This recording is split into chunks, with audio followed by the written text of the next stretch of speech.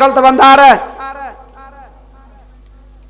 ನಡ್ರಿ ಅಂದಾಗ ರಾಜ ತಾನ ಅಂಥ ತಿರುಕರು ಬಂದಾರಂದ್ರ ಅಂಥ ತಿರುಕರ ಮುಂದೆ ಹೋಗಿ ನಾ ಯಾಕೆ ಅದನ್ನು ಅವ್ರಿಗೆ ಪನಿಷ್ಮೆಂಟ್ ಕೊಡ್ಲಾಕ ಹೋಗ್ಲಿ, ಒಂದು ಕೆಲಸ ಮಾಡ್ರಿ, ನಾನೇನು ಬರಂಗಿಲ್ಲ, ನೀವೇ ಹೋಗಿ ಅಲ್ಲೇನು ಬೋರ್ಡ್ ಹಾಕಿವಲ್ಲ ಶಿರಾಚೇತನ ಮಾಡೋದಂತೇಳಿ ನೀವೇ ಹೋಗಿ ಅವ್ರಿಗೆ ಪನಿಷ್ಮೆಂಟ್ ಕೊಡ್ರಿ ಅಂದಾಗ ಹಂಗೆ ಕೊಡಕ್ಕೆ ಬರಂಗಿಲ್ಲ ರೀ, ಅವ್ರನ್ನ ಕರೆಸ್ರಿ, ನಿಮ್ಮ ರಾಜ್ಯ ಹೊಡ್ಯಕ್ಕೆ ಮೊದಲು ಕರೆಸಿ ಅವ್ರು ಯಾರು ಎಲ್ಲಿಂದ ಬಂದಾರ ಅವ್ರಿಗೆ ಕೇಳ್ರಿ ಅಂದಾಗ ರಾಜ ತಾನ ಆಯ್ತು ನೀವು ಕರ್ಕೊಂಬರ್ರಿ ಹೋರಿ ಅಂದಾಗ ಅವ್ರು ಅತ್ತಾರ ಅಂಥ ತಿರುಕರಿಗೆ ಹೋಗಿ ನಾವು ಕರ್ಕೊಂಡು ಬಂದೆವು ಅಂದ್ರೆ ನಮ್ಮ ಕಿಮ್ಮತ್ ಕಮಾತನ ಪೂಜಾರಿ.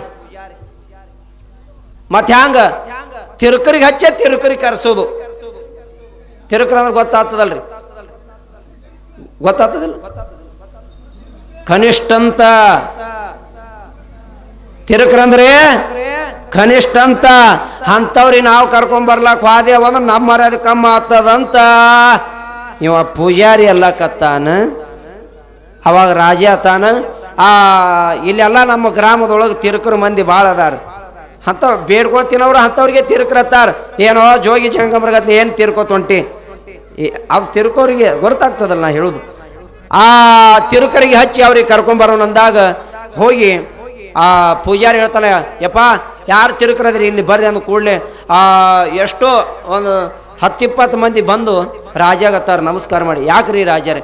ಏನೂ ಇಲ್ಲ, ಅಲ್ಲಿ ಯಾರೋ ತಿರುಕರು ಬಂದು ನಮ್ಮ ಗುಡ್ಯಾಗ ಕೂತಾರಂತ, ಅವ್ರಿಗೆ ನಾವು ಹೋಗಿ ರಟ್ಟಿ ಹಿಡ್ದು ಎಳ್ಕೊಂಬರಂಗಿಲ್ಲ, ಯಾಕಂದ್ರೆ ತಿರುಕರು ಮಂದಿ ತಿರುಕರಿಗೆ ಹಚ್ಚಿ ಕರ್ಕೊಂಬರ್ಬೇಕಂತ ರಾಜ ಆಜ್ಞೆ ಮಾಡ್ಯಾನ, ಅದಕ್ಕಾಗಿ ನೀವು ಹೋರಿ ಅಂತ ಮಂತ್ರಿಗಳು ಹೇಳಿದಾಗ ಅವ್ರೇನಿದ್ರಲ್ಲ ಕಣ್ಣಿಲ್ಲಾರ್ದವರು, ಕುಂಟ್ರು, ಕುಡ್ರು, ಇಂಥವ್ರೆಲ್ಲ ಇದ್ರಲ್ಲ, ಇಂಥವ್ರು ಎಲ್ಲರೂ ಕೂಡ್ಕೊಂಡು ಅವ್ರನ್ನ ಎಳ್ಕೊಂಬರಮ್ ನಡಿ ಅಂತೇಳಿ ಅವರೆಲ್ಲ ತಿರುಕರು ಕೂಡಿ ಎಲ್ಲಿಗೆ ಹೋಗ್ಯಾರ?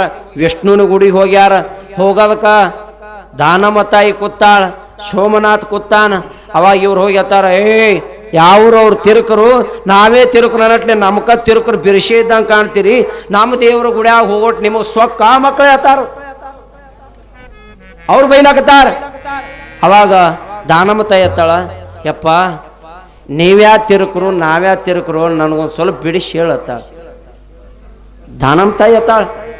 ಅವಾಗ ಅವ್ರ ತರ ಅವೆಲ್ಲ ಹೇಳ್ಕೋತ ಕೂಡಕ್ಕೆ ನಮಗೆ ಸಮಯ ಇಲ್ಲ, ನಮ್ಮ ರಾಜ್ಯ ಆಜ್ಞೆ ಮಾಡ್ಯಾನ, ನಿಮಗೆ ಕರ್ಕೊಂಬ ಅಂದಾನ, ನಡೀರಿ ನಡೀರಿ ಅಂದ. ಇವ್ರೇನತ್ತಾರ, ಬರ್ರಿ ಕರ್ಕೊಂಡು ಹೋಗ್ಬರ್ರಿ, ನಮಗ ನಡ್ಯಕ್ಕಾಗಲ್ಲ, ಕರ್ಕೊಂಡು ಹೋಗ್ಬರ್ರಿ ಅಂದಾಗ ಸೋಮನಾಥನು ದಾನಮ್ಮ ತಾಯಿಯು ಹಿಂಗೆ ಚಪ್ಪಗಾಲ ಹಾಯ್ಕೊಂಡು ಕೂತಾರ.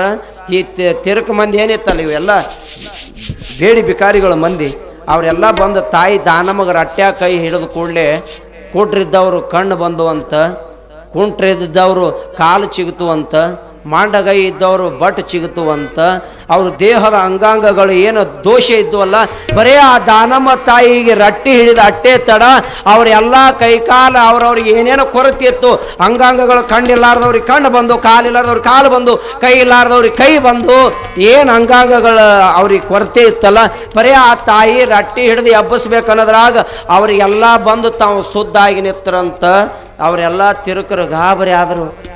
ಏನು ತಾಯಿ ಪವಾಡಪ್ಪ, ಎಂಥ ಆದಿಶಕ್ತಿ ಅದಾಳ, ಈಕಿನ ಮಹಿಮಾ ಭಾಳ ದೊಡ್ಡದಿದ್ದಂಗೆ ಕಾಣಿಸ್ತದೆ. ಬಹುತೇಕ ಈ ತಾಯಿಗೆ ಏನಾದರೂ ಕೂಡ ನಾವು ಒತ್ತಾಯ ಮಾಡಿ ತೊಗೊಂಡು ಹೋದ್ರೆ ಏನಾರೇ ಆದಿತ್ತಪ್ಪ, ನಾವು ಕಣ್ಣ ಇಲ್ಲಾರ ಬಟ್ಟಿಗೆ, ಕಾಲ ಇಲ್ಲಾರ ಬಟ್ಟಿಗೆ, ನಮಗೆ ಇಂಥ ಎಲ್ಲ ದೇಹದ ಹೂನಾಗಿದ್ದು ಬರೇ ಅವರ ದೇಹ ಮುಟ್ಟಿದ್ರೆ ನಮ್ಮ ದೇಹ ಶುದ್ಧಾಗ್ಯದ, ಇಂಥವ್ರಿಗೆ ನಾವು ಮುಟ್ಟಿ ಪಾಪಕ್ಕೆ ಗುರಿ ಆಗಬಾರ್ದು, ಮತ್ತು ರಾಜನ ಬಳಿ ಹೋಗ್ಬೇಕಂತ ಹೋಗಿ ರಾಜಾಗ ಒದರ್ತಾರ. ರಾಜರೇ ಯಾಕ್ರೋ ಕರ್ಕೊಂಬರ್ಲಿಲ್ಲೇನೋ?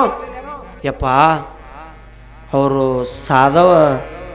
ಸಾದಾ ಅಲ್ಲ, ಅವರು ದೊಡ್ಡ ಸಂತರು, ದೊಡ್ಡ ದಿವ್ಯ ಶಕ್ತಿ ಇರುವಂಥ ದೇವರೇ ಬಂದಾರ ನಮ್ಮೂರಿಗೆ, ಆ ದೇವತೆನೇ ಬಂದಾಳ ನಮ್ಮೂರಿಗೆ ಅಂದಾಗ, ಹೌದಾ ಬಹುತೇಕ ನೀವು ಹೋಗಿ ಮಕ್ಕಳು ಏನೋ ಗಾಬರಿಯಾಗಿ ಬಂದಿರಿ, ಅವ್ರ ಮಂತ್ರದಿಂದ ಯಂತ್ರದಿಂದ ನಿಮಗೇನೋ ಮಾಡ್ದಂಗೆ ಕಾಣ್ತಾರವರು, ನಾನೇ ಬರ್ತೀನಿ ನಡಿ ಅಂತ ರಾಜ ತನ್ನ ಸೈನಿಕರಿಗೆಲ್ಲ ಕರ್ಕೊಂಡು ಬಂದು ನೋಡ್ತಾನ. ಒಳಗೆ ಕೂತಿರೋ ಅವ ರಾಜ ಹೆಂಗೆ ಬಂದಾನ, ಎಟ್ರ ಔಷಧಿಯಿಂದ ಬಂದಾನ, ನಮ್ಮ ಮಾತ ನಮ್ಮ ಗುಡಿ ಒಳಗೆ ಬಂದು ನಮ್ಮೂರೊಳಗೆ ನನಗೇ ಅವ್ರ ತನ ಕರೆಸುವಂಥ ಅಂಥವ್ರು ಯಾರು ಬಂದಾರ ಮೂರ್ಖರು ಅನ್ಕೋತವ. ರಾಜ ಬಂದ ನೋಡೋದ್ರಾಗ ತಾಯಿ ದಾನೇಶ್ವರಿ ತನ್ನ ತದ್ರೂಪ ತೋರಿಸಿದಾಗ ರಾಜ ಗಾಬರಿಯಾಗಿ ನಿಂತ. ಅವಾಗ ರಾಜ ಕೇಳ್ತಾನ, ಯಾರಿಗೆ ಕೇಳ್ತಾನ? ದಾನಮ್ಮ ಕೇಳ್ತಾನೆ, ಯವ್ವ ಯಾರು ನೀವು? ನಮ್ಮ ಗುಡಿ ಒಳಗೆ ಬರುವಂತ ಪ್ರವೇಶ ಇಲ್ಲ ಅಂತ ನಾನು ಬೋರ್ಡ್ ಬರ್ಸೀನಿ. ಆದರೂ ಕೂಡ ನಮ್ಮ ಗುಡಿ ಒಳಗೆ ಬಂದು ಆ ವಿಷ್ಣುನಿಗೆ ನೀವು ಬಗ್ಗಿಸಿ ಪಾದ ಮುಟ್ಟಿ ನಮಸ್ಕಾರ ಮಾಡಿಕೊಂಡಿರಿ. ಅವನ ತಲೆ ಮ್ಯಾಲ, ಅವನ ಶಿರದ ಮ್ಯಾಲ ಹಸ್ತ ಇಟ್ಟು ಅವನ ಶಿರದಂದು ಲಿಂಗ ಮ್ಯಾಲೆ ಎಬ್ಸಿರಿ. ನೀವು ಯಾರಿದ್ದೀರಿ ಹೇಳ್ರಿ ಅಂದಾಗ, ಅವಾಗ ನಾವು ಯಾರು ಯಾಕಿಲ್ಲಕ್ಕೆ ತೊಗೊಂಡು ನೀ ಏನು ಮಾಡಾವಿದ್ದಿ? ಸರಿ ನಾವೇನು ಹೋಗ್ತೇವೆ ಅಂದರು. ನಿಮಗೆ ಹಂಗೆ ಬಿಡಂಗಿಲ್ಲ, ನೀವು ಯಾರಿದ್ದೀರಿ ಅನ್ನೋದು ನನಗೆ ಗೊತ್ತಾಗಬೇಕಾಗ್ಯದ. ಏನು ಮಾಡೋದು ಅಪ್ಪಗಳು? ನಾಳೆ ಇಂಡಿಗೆ ಹೋದ್ರೆ ಅಂದ್ರೆ ಅಟ್ ಮಾಡ್ರಿ ಕೆಲಸ. ತಿಳ್ಕೋಬೇಕು. ನಿಮ್ಮದು ನಿಮಗೆ ಆಗಿರ್ತದೆ ಬೇ ಅಪ್ಪ, ನಮಗೆ ಗೊತ್ತದ, ನಿಮಗೇನು ಗೊತ್ತದತ್ತೀರೇನು? ಒಳಗೆ ಹಂಗೂ ಅದಾವ ಗಿರೇಕಿಗಳು. ಮನ್ಯಾಗ ಏನಾರೇ ಅತ್ತಿಗೆ ಸೊಸಿಗೆ ಏನಾರೇ ಬಂದಿತ್ತು, ಅತ್ತಿಗೆ ಸೊಸಿಗೆ ಏನಾರೇ ಬಂದಿತ್ತಂದ್ರೆ ಇಲ್ಲಿ ಬಂದು ಕೂಡಲೇ ತಿವ್ದು ಹೇಳ್ತಾರೆ. ಪುರಾಣ ಕಡೆ ಲಕ್ಷ್ಯ ಇರಲ್ಲ ಅವ್ರಿಗೆ. ಏನು ಮಾಡ್ತೆ? ಯಾಕೆ ಮಾರಿ ಯಾಕೆ ಸಪ್ಪಗಾಗ್ಯದ? ನಮ್ಮ ಅತ್ತಿ ಇಟ್ಟು ಕಾಳಕತ್ತಾಳ, ಆಕಿ ನನ್ನ ಪಾಲಿಗೆ ಕತ್ತಿ ಆಗ್ಯಾಳ ನೋಡತ್ತ. ಆದ್ರೆ ಶೇಡ್ ತಂದು ಇವು ಇಲ್ಲಿ ಕೂತು ಮಾತಾಡ್ತಿರ್ತಾವ, ಪುರಾಣ ಕಡೆ ಲಕ್ಷ್ಯ ಇರೋದಿಲ್ಲ. ಮನೆ ಹೋಯ್ತಲ್ರಿ ಯಾವುದು ಅವತ್ತು ರಮೇಶ್ ಅವತ್ತು ರಮೇಶ್ ಹಿಂದಿನ ಬಾಜು ಯಾಳಮಶಿಗೆ ಕೂಡ್ರಿ. ಯಾಳಮಶಿ ಗೊತ್ತದಲ್ಲಿವ? ಯಾಳಮಶಿ ಹಬ್ಬಕ್ಕೆ ಏನು ಮಾಡ್ತೇವು? ಕಾಯಿಪಲ್ಯ ಅಂತ ಮಾಡ್ತೇವೆ ಒಂದು ದಿವಸ. ಆನಂತರ ಚರಗ ಅಂತೇಳಿ ಹೊಡಿತೇವೆ ಒಂದೊಂದು ದಿನ. ಅದು ಯಾಳಮಶಿ ಹಬ್ಬಕ್ಕೆ ಒಂದೇ ವರ್ಷನ್ಯಾಗ ಒಂದು ಸಲ. ಮನ್ಯಾಗ ಆತಿ ಭಾಳ ಜಿಪ್ಪಣ ಇದ್ದಳತ್ತ. ಇರಾನ ಹಬ್ಬಕ್ಕ ಹುಣ್ಣಿಗೆ ಅಟ್ಟೆ ಹೋಳಿಗೆ ಮಾಡಿಕೊಡ್ತಿದ್ದಳು, ಎಲ್ಲ ಮಾಡಿಕೊಡ್ತಿದ್ದಿಲ್ಲ. ಮುದುಕಿ ಭಾಳ ಬೆರಕಿತ್ತು. ಸೊಸಿಗೆ ಅಂದಳತ್ತ, ಯವ್ವಾ ನಿಂಗವ್ವ ಹೇಳ್ರಿ ಅತ್ತಿಯವ್ರ, ಏನಿಲ್ಲ ನಾಳೆ ಚರಗ ಹೊಡೆ ಹಬ್ಬ ಅದ, ಏನು ಮಾಡ್ರಿ ಅತ್ತಿ ಅಂದಳು. ಏನಿಲ್ಲ, ಒಂದು ಅರ್ಗಿದನ ಬ್ಯಾಳಿಗೆ ಹಾಕ. ಎಟ್ಟು? ಅರ್ಗಿದನ ಬ್ಯಾಳಿಗೆ ಹೋಳಿಗೆ ಎಸ್ ಮಾಡ್ಬೇಕ? 3. ಅತ್ತಿಯವ್ರ 3 ಹೋಳಿಗೆ ಹಂಗ್ರಿ ಅಂದಳು. 3 ಹೋಳಿಗೆ, ಒಂದು ನಿನಗ, ಒಂದು ನಿನ್ನ ಗಂಡಗ, 2 ಇನ್ನ ಒಂದ್ರಿ ನನಗೆ, 3 ಹೋಳಿಗೆ ಮಾಡಿಬಿಡು ಅಂದಳು. ಅತ್ತಿ ಮಾತು ಅವಾಗ ಎಲ್ಲ ಹತ್ತಿದೇರಿ ಭಾಳ ಅನಿಸ್ತೀರಿ ಸ್ವಸ್ತಿಯರು. ಈಗ ಏನಿಲ್ಲ, ಈಗ ಹೋಗ್ಯದ ಕಾಲ. ಅವಾಗ ಹತ್ತಿದೇರಿಗೆ ಅಂಜುವಂಥ ಮಂದಿ ಆಗಿತ್ತು. ಇಲ್ಲಿ 3 ಹೋಳಿಗೆ ಮಾಡತ್ ಹೇಳ ಮುದುಕಿ ಎಟ್ಟು ಹೇಳಿ ಮತ್ತೊಬ್ಬಕಿ ಮನೆಗೆ ಗೆಳತಿ ಬಳಿ ಮಾತಾಡಕ್ಕೆ ಹೋಗ್ಯಾಳಿಕಿ ಅತ್ತಿ. ಆದ ಕೂಡಲೇ ಸೊಸಿ ಬ್ಯಾಳಿಗೆ ಹಾಕಿ ಹೂರಣಕ್ಕೆ ಬಸ್ತ ಹೋಳಿಗೆ ಮಾಡ್ದಳ. ಹೋಳಿಗೆ ಮಾಡಿದ ಬಳಕ 3 ಹೋಳಿಗೆ ಮನಗಂಡು ಎಣ್ಣೆ ಹಚ್ಚಿ ಮಾಡ್ಯಳು. ಈಕೆ ಅತ್ತಿ ಭಾಳ ಜಿಪ್ಪಣಿದ್ದಳು, ಎಂದೂ ಮಾಡೇ ಕೊಡ್ತಿದ್ದಿಲ್ಲ. ಹಬ್ಬ ಹುಣ್ಣಿಗೆ ಇಟ್ಟು ಮಾಡಿ ಕೊಡ್ತಿಳು. ಆಕೆ ಏನು ಮಾಡಿದಳು, ಆ ಹೋಳಿಗೆ ಮ್ಯಾಲ ಭಾಳ ಆಸೆ ಆಯಿತು, ಮೋಹ ಆಯಿತು. ಈ ಹೋಳಿಗೆ ನಾವು ಉಣ್ಬೇಕಂತೇಳಿ ತಿಳ್ಕೊಂಡು ಆಕೆ ಹ್ಯಾಂಗೂ 3 ಹೋಳಿಗೆ, ಒಂದು ಹೋಳಿಗೆ ನನಗೆ ಬರ್ತದೆ, ಒಂದು ಹೋಳಿಗೆ ನನ್ನ ಪಾಲಿನ ನಾವು ಉಂಡ್ರಾಯ್ತು ಅಂತೇಳಿ ಸೊಸೆ ತೊಗೊಂಡು ಒಂದು ಹೋಳಿಗೆ ಹೊಡೆದಳು. ಈಕೆ ಗುಳಿಗೆ ಹಾಕದಂಗಾಯ್ತು, ಗುಳಿಗೆ ತೊಗೊಂಡಂಗಾಯ್ತು. ಆದ ಕೂಡಲೇ ಈಕೆ ಹೇಳ್ತಾಳ, ಒಂದು ಹೋಳಿಗೆ ಆ ಕಡೆ ಹತ್ತಲಿಲ್ಲ, ಇನ್ನೊಂದು ಹೋಳಿಗೆ ಉಳ್ಳ್ಯಾ ಬಿಡ್ಲ್ಯಾ ವಿಚಾರ ಮಾಡಕತ್ತಾಳ. ಹ್ಯಾಂಗೂ ಆಗೋದಾಗಲಿ ಕರೆ ನನ್ನ ಗಂಡ ನನ್ನಂತೆ ಅದಾನ, ನನ್ನ ಗಂಡನ ಒಂದು ತಿಂದ್ರೆ ಆಯ್ತು ಅಂತೇಳಿ ಅದೊಂದು ತನ್ನ ಗಂಡನ ಬರ ಪಾಲಿನ ಹೋಳಿಗೆ ತೊಗೊಂಡು ತಿಂದಳು. ಸುಮ್ಮ ಅಟ್ಟೆ ಪಾಡಾಯ್ತು ಸ್ವಲ್ಪ. ಈಕೆ ಅಂದಳು, 2 ಹೋಳಿಗೆ ರುಚಿ ಹತ್ಯಾವ, ಅದೊಂದು ಹೋಳಿಗೆ ನುಂಗಿ ಕೂತ್ರಾಯ್ತು ಅಂತೇಳಿ ರುಚಿ ಯಾರಿಗೆ ರುಚಿ ತೊಗೊಂಡು ಮಾಡಕ್ಕೆ ಅದನ್ನು ತೊಗೋತದೆ ಸ್ವಾದ. ಹಂಗೆ ಮತ್ತೊಂದು ಹೋಳಿಗೆ ತೊಗೊಂಡು 3 ಹೋಳಿಗೆ ನುಂಗಿ ಕೂತಳು. ಹೊರಗಿಂದ ಹತ್ತಿ ಮನೆಗೆ ಬಂದ, ನಿಂಗವ ಮಾಡ್ದೇನ ಹೋಳಿಗೆ? ಹ್ಞೂ ಮಾಡಿನತ್ತಿ ಅಂದಳು. ಎಲ್ಲ್ಯಾವ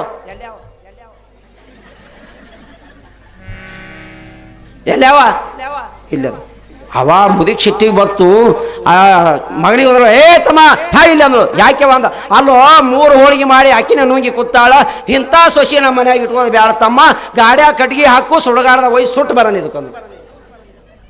ಮುದುಕಿ ಸುಡಗಾರದ ಒಯ್ದು ಸುಟ್ಟು ಬರೋಣ ಅಂದ ಕೂಡಲೇ ಮಗ ತಾಯಿ ಮಾತು ಮೀರ್ತಿದ್ದಿಲ್ಲ. ಆಯ್ತು, ಗಾಡ್ಯಾಗ ಕಟ್ಗೆ ಹಾಕಿ ತಾಯಿಗೆ ಹೆಂಡತಿ ಮ್ಯಾಲ ಕೂಡಿಸ್ಕೊಂಡ. ಆಯ್ತು, ತೊಗೊಂಡು ಹೋದ ಮಶಾನ ಮ್ಯಾಗ ಒಯ್ದು ಆಕಿಗೆ ಒಳಗೆ ಒಟ್ಟಿ ಮ್ಯಾಲ ಕಟ್ಟಿಗೆ ಒಟ್ಟದ. ಅವಾಗ ಅವಾಗಂದ, ಅವ ಅಂದ, ಹೇಳಪ್ಪ ಅಂದಳು. ಏನಿಲ್ಲ, ಹಚ್ಚಿಕೆ ಬೆಂಕಿ ಅಂದ. ಅವ ಮುದುಕಿ ಹುಟ್ರದ ಕೆಡಿಸೋದ ಕಡ್ಡೆಬಿನೇ ಮರೆತು ಬಂದುಬಿಟ್ಟಿತ್ತು, ಕಡ್ಡೆಬಿನೇ ಮರೆತು ಬಂದುಬಿಟ್ಟಿತ್ತು. ಅವಾಗ ಈಕೆ ಮಗನೇ ಘಾತಾಯ್ತು ಮಾತು, ಏನಾಗ್ಯದೇವ? ಏನೂ ಇಲ್ಲೋ, ಕಡ್ಡೆ ಮರೆತು ಬಂದೀನಿ. ಮತ್ತು ಹ್ಯಾ ಮಾಡೋದೇವ? ಏನಿಲ್ಲ ತಮ್ಮ, ಒಂದು ಕೆಲಸ ಮಾಡು, ನೀ ಇಲ್ಲೇ ಕಾಯ್ಕೋತ ಕುಂದ್ರಿ, ಈಕೆ ಯಾಕಡ್ರೆ ಎದ್ದು ಹೋಗಂಗಳ, ನಾ ಹೋಗಿ ಕಡ್ಡೆ ತೊಗೊಂಬರ್ತೀನಿ ಅಂತ ಮುದುಕಿ.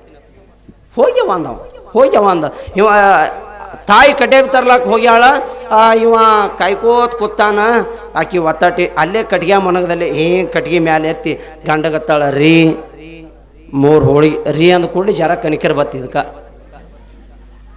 ರೀ 3 ಹೋಳಿಗೆ ತಿಂದಿದ್ದ ಕಾಲಾಗಾಗಿ ನನ್ನನ್ನು ಸುಡ್ತೀರಿ ಅಂದಳಕಿ. ಇವ ತನ್ನ ಮತ್ತೆ ಹ್ಯಾಂಗೆ ಮಾಡಲಿ ಅಂದಿವ.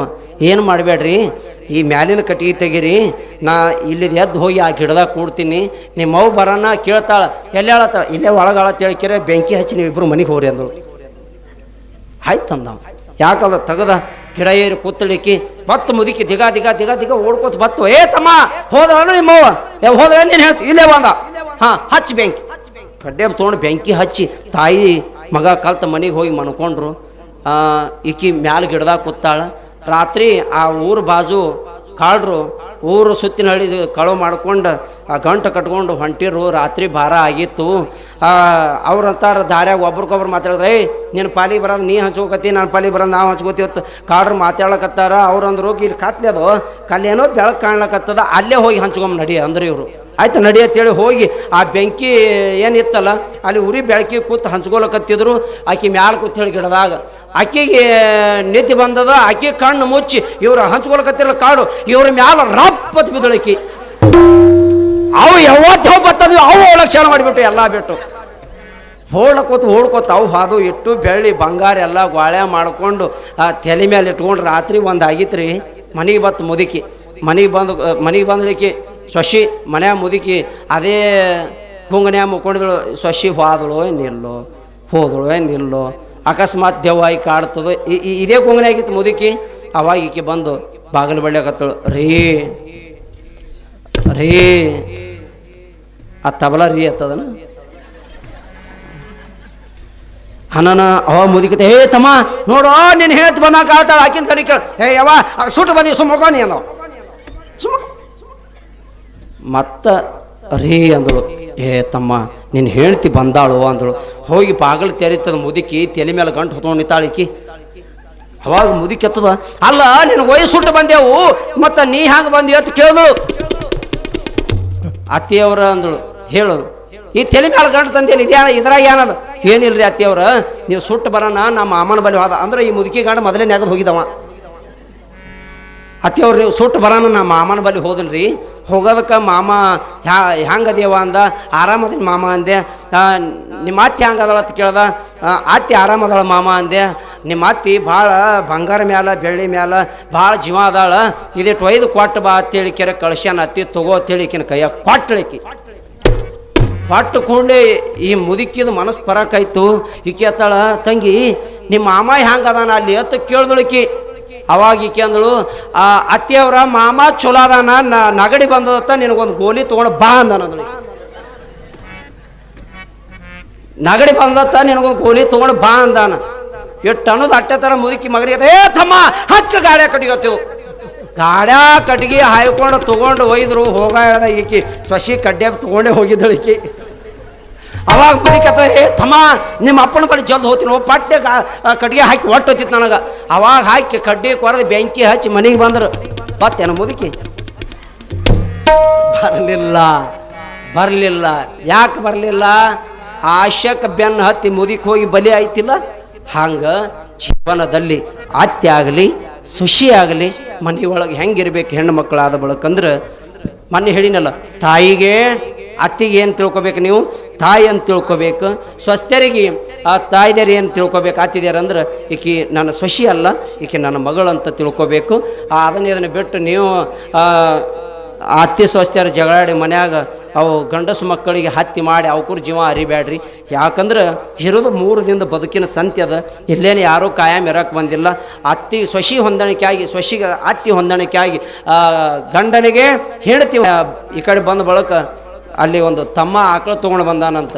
ಅದಕ್ಕೆ 1,50,000 ಏನು ಖರ್ಚಾಗ್ಯದಂತ. ಅದು ಇಲ್ಲಿಗೆ ತರಬೇಕಾದ್ರೆ ಅದು ಎಂಥ ಆಕಳು ತಂದಾನಂದ್ರೆ ಏನೋ ಫೋಟೋ ಬಿಟ್ಟಿಲ್ಲವ ನಮ್ಮ ಕಾಕನ ಮಗ. ಅದು ತಂದ ನನಗೆ ಗೊತ್ತಾಯ್ತಂದ್ರೆ ಅವ 1,50,000 ಅಲ್ಲ, ಇನ್ನೂ 50 ಹೆಚ್ಚಿಗೆ ಹೋದ್ರೂ ಅದನ್ನು ತೊಗೊಂಬದೀನಿ. ಯಾಕೆ? ನನ್ನ ಪ್ರೇಮ ಮತ್ತೊಂದು ಉಡುವಂಥ ಬಟ್ಟೆ ಮೇಲಿಲ್ಲ, ತೊಡುವಂಥ ಅರಿವಿ ಮೇಲಿಲ್ಲ, ಬಂಗಾರ ಬೆಳ್ಳಿ ಮೇಲಿಲ್ಲ. ಆದರೆ ನನಗೆ ಆ ಪ್ರಾಣಿ ಮ್ಯಾಲ ಈ ಗೋತಾಯಿ ಏನೈತಲ್ಲ ಆ ತಾಯಿ ಮೇಲೆ ನಂದು ಭಾಳ ಜೀವ.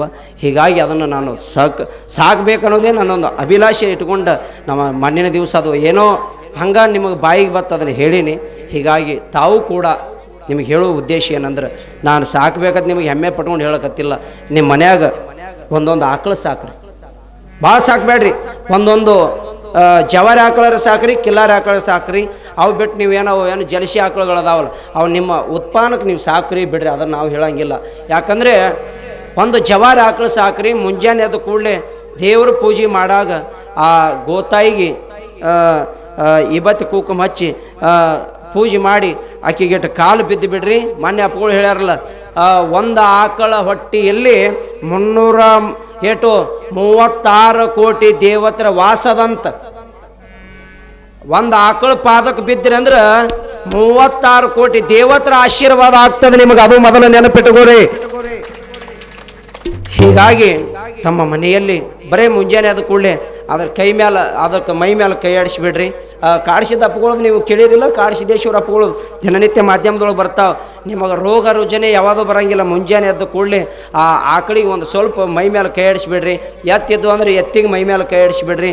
ಕೈ ಆಡಿಸಿರಿ ಅಂದ್ರೆ ನಿಮಗೆ ಏನು BP, ಶುಗರ್, ಹಾರ್ಟ್ ಇಂಥವೇನೂ ಬರೋಂಗಿಲ್ಲ.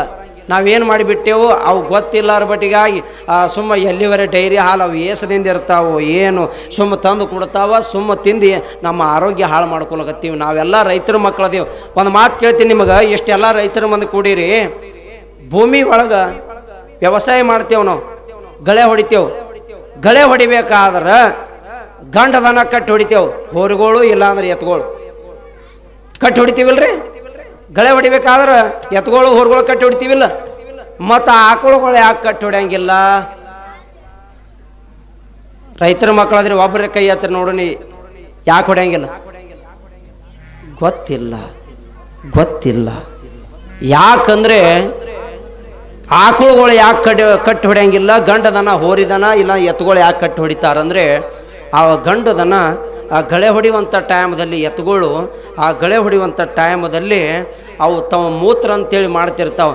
ಅವು ತಿರುಗಾಡಿ ಮಾಡೋದು ಅಂದ್ರೆ ಆ ಭೂಮಿ ಹೆಪ್ಪುಗಡ್ತದಂತ. ಆ ಭೂಮಿ ಹೆಪ್ಪುಗಡ್ತಂದ್ರೆ ಮುಂದೆ ಅದು ಫಲ ಕೊಡ್ತದಂತ. ಅದಕ್ಕಾಗಿ ಗಂಡದನ ಕಟ್ಟಿ ಹೊಡಿತಾರೆ.